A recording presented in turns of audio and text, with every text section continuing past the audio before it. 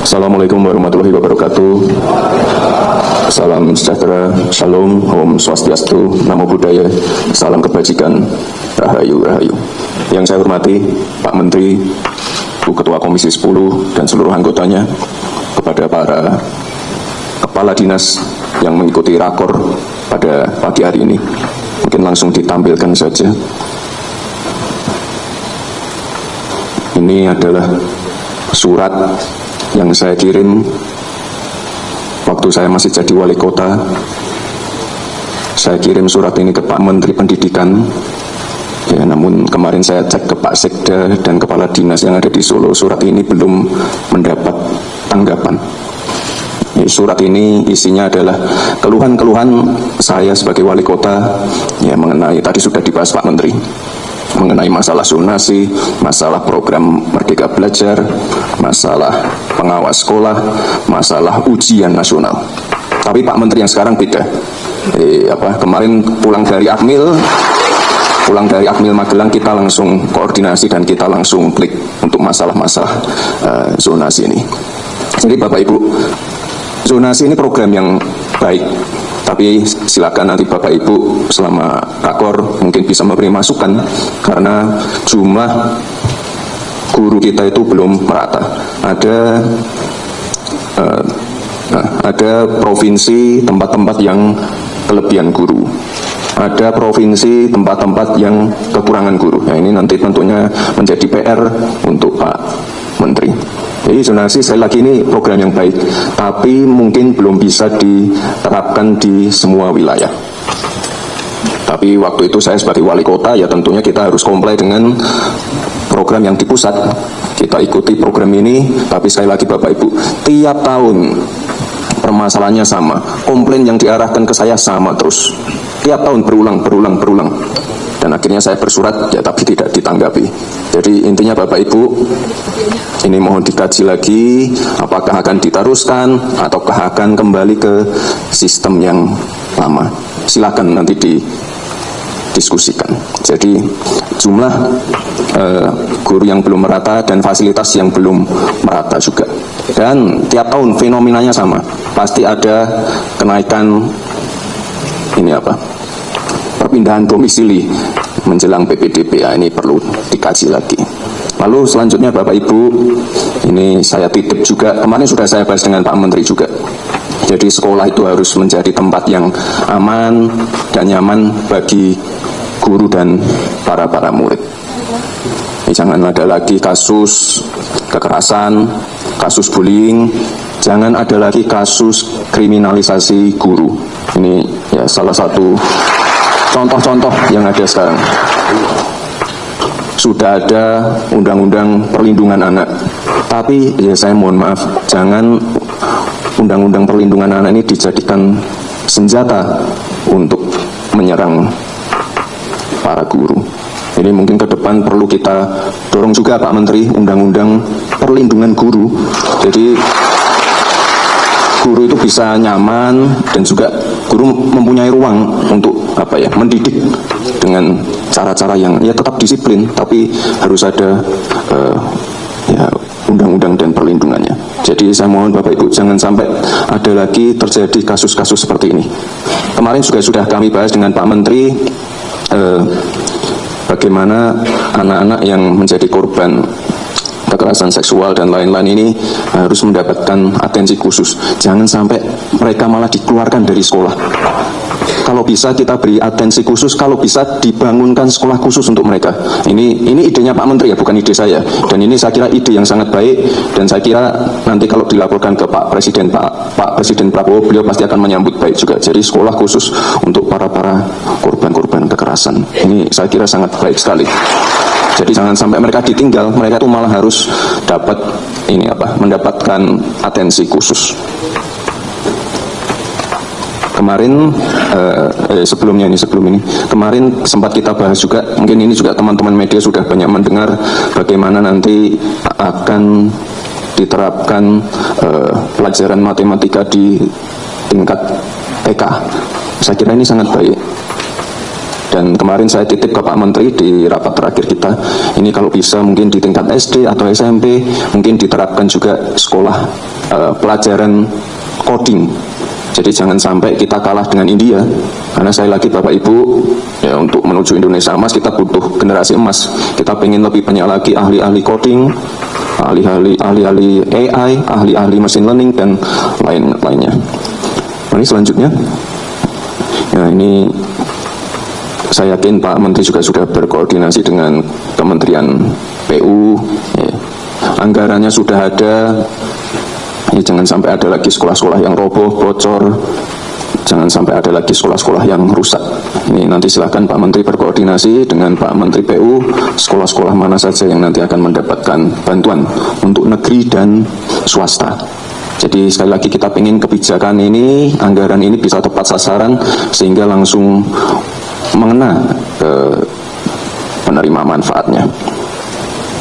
Itu. Nah, terakhir Bapak Ibu, saya titip program makan siang gratis. Ini sudah kami uji cobakan di beberapa sekolah, sudah berjalan dengan baik. Ya mungkin ada beberapa 1-2 masukan, dan saya kira di ruangan ini semuanya setuju dengan program yang ini. Jadi saya lagi Bapak Ibu mohon program ini dikawal dengan baik, anak-anak kita dikawal dengan baik, dan saya titip semoga nanti di akhir rakor ini kita bisa menghasilkan kebijakan-kebijakan yang baik untuk anak-anak kita. Terima kasih Bapak Ibu, selamat mengikuti rakor. Terima kasih. Wassalamualaikum warahmatullahi wabarakatuh. Selanjutnya 2, 1. Dengan demikian, acara rapat koordinasi evaluasi kebijakan pendidikan dasar dan menengah telah resmi dibuka. Boleh kita berikan tepuk tangan yang paling meriah Bapak dan Ibu. Dan kami ucapkan terima kasih dan kami persilakan untuk kembali ke tempat.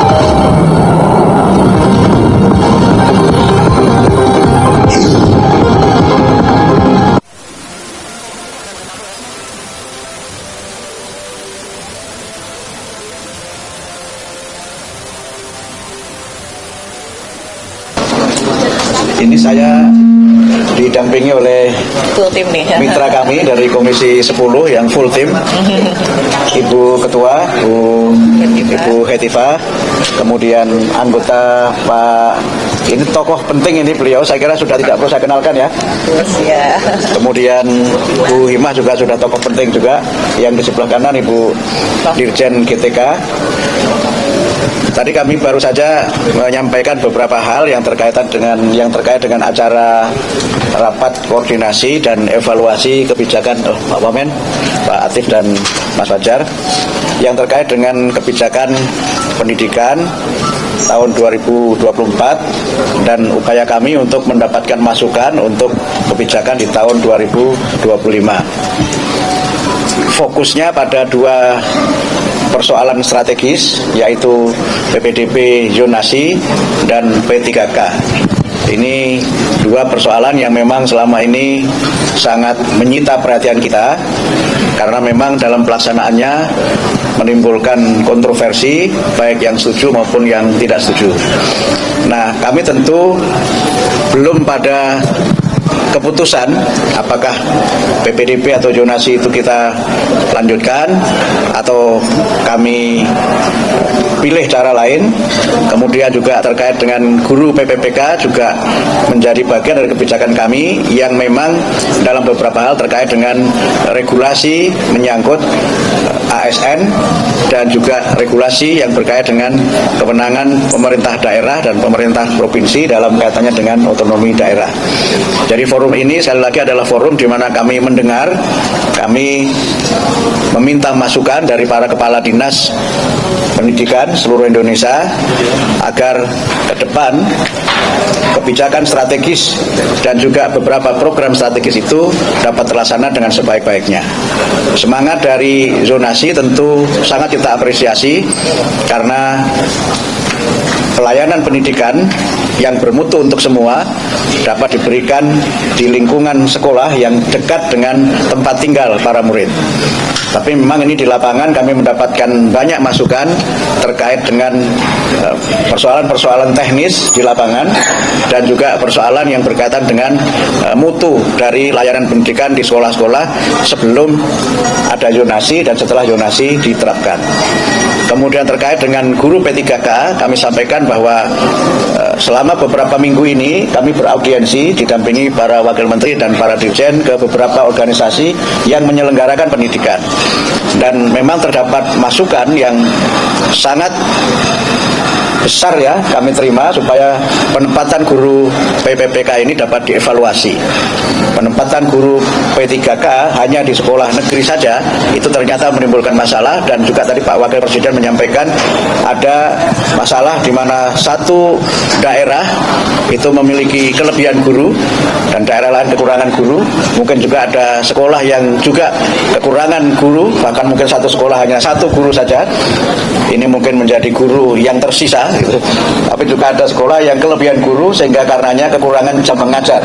Nah, ini yang nanti kami coba lakukan, dan bagaimana kami juga bisa terus berkomunikasi dengan Komisi 10 sebagai mitra kami terkait dengan kegiatan ini. Karena itu kami persilahkan Ibu Dr. Hadza Itifa juga untuk menyampaikan pandangan-pandangannya dan juga masukannya untuk kami kepada rekan-rekan wartawan. Baik, Wamen dan sahabat-sahabat saya dari Prof. Nunu dan teman-teman pimpinan Komisi 10, teman-teman media, kami Komisi 10 sangat mengapresiasi langkah-langkah sigap yang sudah dilakukan oleh Pak Menteri, yang kelihatan sekali ya niatnya ingin mendengar lebih banyak, terutama juga suara-suara dari daerah. Dan kami sebagai mitra tentunya ingin mensupport semaksimal yang kami mampu agar dari sisi legislasinya jelas, kalau memang kita ingin memperbaiki juga mulai kapan supaya itu bisa dilaksanakan dengan baik, dan juga tentunya dari sisi anggarannya bisa teralokasikan dengan cukup, dan kami pun akan ikut mengawasi pelaksanaannya karena kami berasal dari banyak daerah pemilihan yang ingin juga ikut membantu memberikan informasi terkait situasi di lapangan. Dan kami juga merasa sangat mengapresiasi kehadiran Bapak Wakil Presiden pada hari ini yang merupakan bentuk dukungan beliau yang sangat luar biasa kepada inisiatif-inisiatif yang sedang dilaksanakan oleh Menteri Pendidikan Dasar dan Menengah kita. Intinya seperti itu ya teman-teman, kami ini kompak sekali. Alhamdulillah rapat pertama sangat produktif dan akan banyak perubahan-perubahan ataupun penyempurnaan-penyempurnaan. Kami juga berharap semuanya berjalan smooth ya, lancar Pak Menteri. Terima kasih. Terima kasih, begitu ya teman-teman wartawan. Oh ya, baik, terima kasih. Ini saya sekalian sampaikan bocoran juga. Tapi kayak ini bocor resmi ini. Bukan bocor halus atau info lain. Jadi waktu kami bertemu dengan Bapak Wakil Presiden, memang beliau menyampaikan pentingnya coding ini diajarkan. Dan kami sampaikan dalam rencana kami untuk pembaharuan kurikulum yang akan datang, itu akan menambahkan mata pelajaran Artificial Intelligence dan Coding sebagai mata pelajaran pilihan di sekolah-sekolah yang memang sudah mampu melaksanakan. Kenapa pilihan? Karena memang itu membutuhkan alat-alat yang canggih, ya, sarana internet yang juga harus bagus, dan belum seluruh sekolah kita ini memiliki sarana itu. Sehingga nanti sifatnya masih pilihan, dan mudah-mudahan ini bisa menjawab program dari Pak Presiden juga tentang digitalisasi sebagai upaya kita untuk meningkatkan kualitas pendidikan dan menyiapkan generasi kita ini untuk lebih bisa bersaing di dunia global dengan terutama dua kemampuan ini. Selain yang lainnya tentu saja adalah Artificial Intelligence dan Coding. Prof, tadi sempat disinggung tentang undang-undang perlindungan guru oleh Pak Wapres. Tanggapannya seperti apa, mungkin dari DPR juga? Prosesnya seperti apa Pak? Iya, yang jelas begini, nanti lengkapnya oleh Ibu Hetifah Ketua Komisi 10. Di Undang-Undang Guru dan Dosen pasal 39 itu sebenarnya sudah ada penjelasan, kalau tidak salah ada 6 ayat ya, yang menjelaskan tentang bagaimana perlindungan guru baik dalam mereka bekerja, kemudian terkait dengan profesinya, keamanannya dan sebagainya. Dan sudah ada turunan lagi aturan yang lain, mungkin nanti Bu Dirjen silahkan disampaikan. Tetapi kalau memang dirasa masih perlu, nah mungkin nanti silahkan Ibu Ketua Komisi 10 menyampaikan, ditambah nanti oleh Ibu Dirjen. Ya, baik. Untuk kami di DPR sendiri tentunya sangat terbuka kepada masukan inisiatif dari pemerintah. Namun untuk saat ini secara resmi yang sudah kami masukkan untuk direvisi adalah Undang-Undang Sistem Pendidikan Nasional, yang mana di dalamnya juga bisa jadi akan mengintegrasikan hal-hal terkait dengan guru dan dosen, Dan secara lebih spesifik lagi, memang di dalam Undang-Undang Guru dan Dosen yang existing ini sudah ada pengaturan-pengaturan yang cukup kuat. Nah, sekarang berarti pelaksanaannya dan aturan-aturan pelaksanaan yang sudah ada ini bagaimana disosialisasikan dan diterapkan ya pada saat ada guru-guru yang menghadapi masalah, itu bisa digunakan sebenarnya sebagai payung hukum untuk melindungi mereka. Itu seperti itu. Jadi kami siap saja, Pak. Nanti Ibu silakan Bu Dirjen. Baik, menambahkan tadi Pak Menteri dan Bu Eriwa sudah menjelaskan ya dari Undang-Undang Guru Dosen. oh iya, berarti gitu ya. Berarti Prof Nunuknya aja atau gini aja? Ya, jadi dari Undang-Undang Guru Dosen sudah ada, kemudian turunan Permendikbudnya juga sudah ada, lalu di Permendikbud itu sudah ada amanat petunjuk teknisnya, juga sudah disiapkan juknisnya, hanya tinggal masalah implementasi. Nanti kami akan memperkuat lagi sosialisasi dalam tahap implementasi dari Dirjen Guru dan Tenaga Pendidikan. Terima kasih. Pak, terkait dengan renovasi sekolah, rapat terakhir di DPR kan komisi meminta pastinya. Saya berencana bertemu dengan Pak Menteri Pekerjaan Umum karena sekarang PR-nya sudah pindah ke tempat lain dan anak sekolah juga banyak PR juga kan. Jadi kami sudah bicara dengan Pak Menteri Pekerjaan Umum di waktu ketemu di Sentul dan sedang diatur waktu untuk duduk bersama bagaimana agar mekanisme pelaksanaan rehab sekolah itu dapat kita cari jalan keluar yang memungkinkan untuk tadi Pak Wakil Presiden menyampaikan pelaksanaannya bisa tepat sasaran dan juga dapat dipenuhi dalam waktu yang tidak terlalu lama. Karena itu juga termasuk program prioritas dari Bapak Presiden. Selama ini evaluasi sementara ketika masih dilaksanakan oleh Menteri PUPR itu salah satu kendalanya adalah pelaksanaannya tidak bisa cepat karena hanya melalui satu kementerian. Kalau misalnya nanti bisa dicari jalan keluarnya, misalnya waktu kami sampaikan kepada Pak Wakil Presiden waktu bertemu itu bisa double track, maka bisa PU juga melaksanakan, kami juga melaksanakan upaya kita untuk bisa memperbaiki sarana dan prasarana pendidikan khususnya fasilitas fisik yang rusak itu mudah-mudahan dapat dilaksanakan lebih cepat lagi. soal banyaknya penolakan UM itu gimana Pak? Bagaimana? Banyaknya penolakan UM sampai ada petisi itu gimana? Oh belum, kami masih akan ada lagi acara seperti ini mengundang para ahli, para pelaku dan juga para pengamat, termasuk juga nanti wartawan juga bisa kita undang untuk ikut memberikan evaluasi tentang UN. Ini memang juga menjadi isu yang cukup mengemuka dan sekali lagi sebulan ini kami ingin menjadi pendengar yang baik sebelum mengambil keputusan. Soal zonasi juga, Prof. Ya soal zonasi juga nanti kan kami akan ambil keputusan juga soal itu dan pesannya Pak Presiden kan memang ojo kesusu. Ojo kesusu itu bahasa Indonesianya jangan tergesa-gesa, jangan terburu-buru. Kita dengarkan semuanya, kita kaji dengan seksama.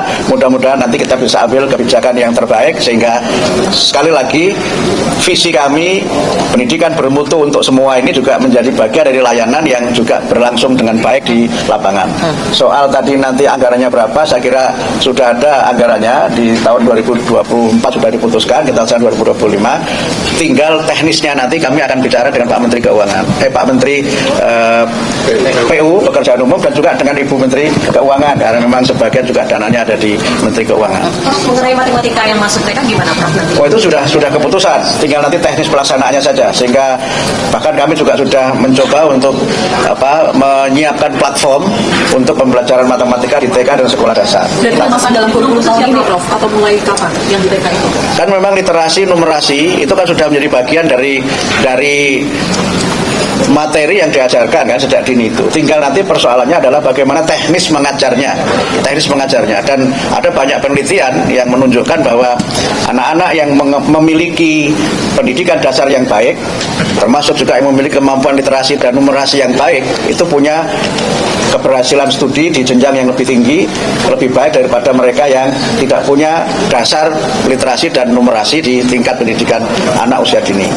Kemudian yang kedua juga salah satu dari prinsip pembelajaran di TK dan juga SD pada kelas-kelas awal adalah penguatan sosialisasi supaya mereka bisa mengenal norma-norma sosial yang berlaku, kemudian juga karakter-karakter utama yang membentuk kepribadian mereka. Dan perlu dipahami bahwa matematika untuk TK ini tidaklah yang hitung-hitungan rumit. Hitung-hitungan rumit biarlah Komisi 10 yang menghitung. Tapi nanti sesuai dengan prinsip pedagoginya, matematika di tingkat taman kanak-kanak dan SD awal itu, kalau TK itu kan bermain sambil belajar. Jadi ditekannya pada bermain. Kemudian kalau SD awal itu belajar sambil bermain, sehingga belajar itu semuanya disampaikan dengan cara yang sangat menggembirakan, tidak ada target-target yang tinggi, karena penekanannya adalah pada prinsip-prinsip logika dari matematika dan mengajarkan matematika sesuai dengan tingkat pendidikan anak TK juga anak SD pada kelas-kelas awal itu. Prof, keputusan final soal zonasi ini paling lambat nanti akan disampaikan. Oh, belum. Saya kira itu belum akan kita ambil karena sesuai dengan arahan Pak Presiden, ojo ke susu, jangan tergesa-gesa. Itu ya, terima kasih ya. Terima kasih teman-teman.